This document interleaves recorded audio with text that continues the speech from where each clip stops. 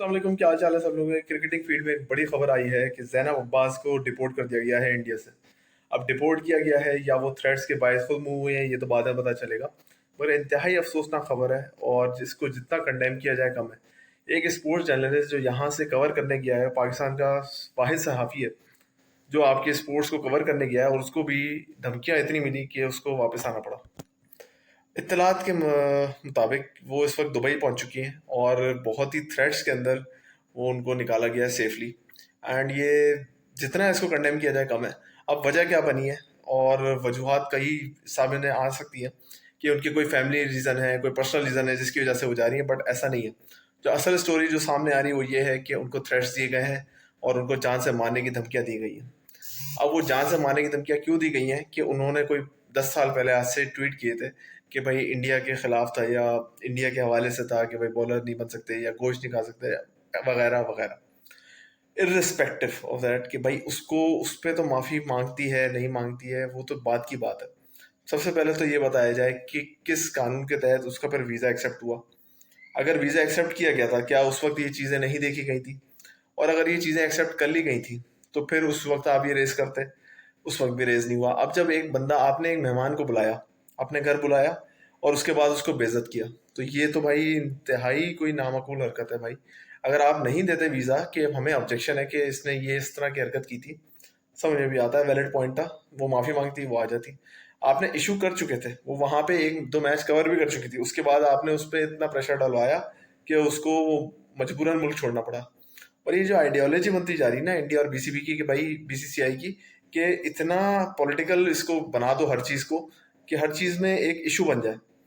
ये एक इतना बड़ा इशू तो नहीं था। उसको आप सिंपल कुछ नहीं करते कि आप उससे माफ़ी का बयान की बात करते या कुछ भी करते, या इसको आप बिल्कुल भी इग्नोर कर सकते थे। बट ऐसा नहीं हुआ। अब ये तो इस तरह की बात है कि आप किसी के गड़े मुर्दे उखाड़ के ले आओ। उसने कौन सा ये बयान भाई अभी दिया था? ठीक है, गलत बयान है, उसको उसको उस पर माफ़ी मांगनी चाहिए, बट ये बात तमीज़ से भी की जा सकती थी।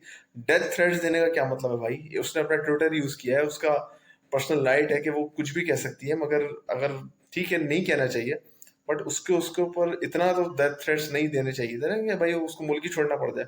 वो भी आपने जब अलाउ कर दिया उसके बाद, या तो आप पहले करते, आपने बाद में करके अलाउ नहीं किया। ये बड़ा ही अनफॉर्चुनेट इंसिडेंट है।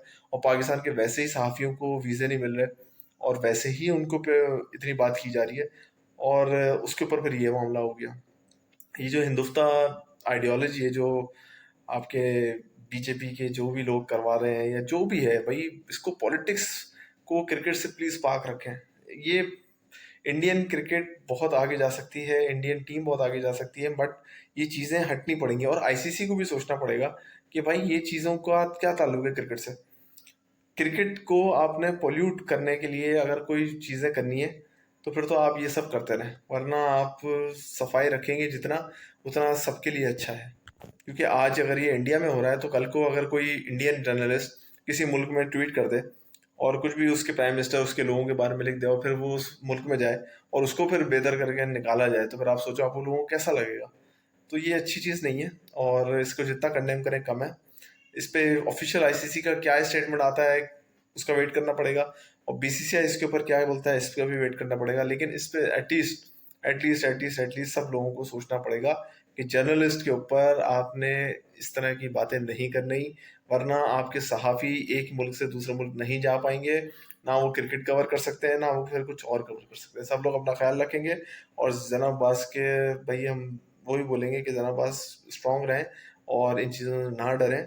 और ये चीज़ें क्रिकेट का पार्ट है, और बेहतर ये होगा जैनब अब्बास के लिए कि वो इस चीज़ पे, भले लेट हो गया, देर सवेर हो गए, जो भी है, इस पर ज़रूर माफ़ी मांगे। ठीक है जी, सब लोग अपना ख्याल रखें। अल्लाह हाफिज़।